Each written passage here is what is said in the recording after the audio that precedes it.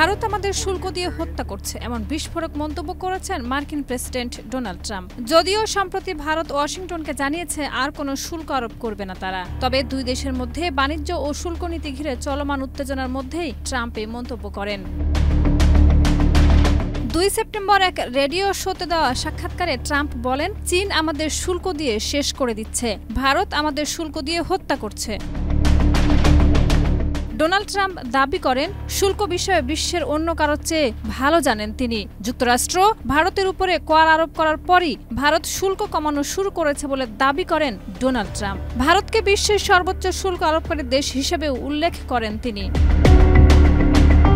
অন্যদিকে যুক্তরাষ্ট্রের একটি আপিল আদালত ট্রাম্পের আরোপ করা শুল্ককে অবৈধ ঘোষণা করেছে। এর প্রতিক্রিয়ায় ট্রাম্প ট্রুথ সোশ্যালে লিখেছেন, আদালত ভুল সিদ্ধান্ত নিয়েছে, তবে শেষ পর্যন্ত আমেরিকায় জয়ী হবে। বর্তমানে মার্কিন যুক্তরাষ্ট্র ভারতের উপর বিশ্বের অন্যতম সর্বোচ্চ 50% শুল্ক আরোপ করেছে। এর মধ্যে রাশিয়ার কাছ থেকে কেনা তেলের জন্য অতিরিক্ত 25% শুল্ক অন্তর্ভুক্ত রয়েছে।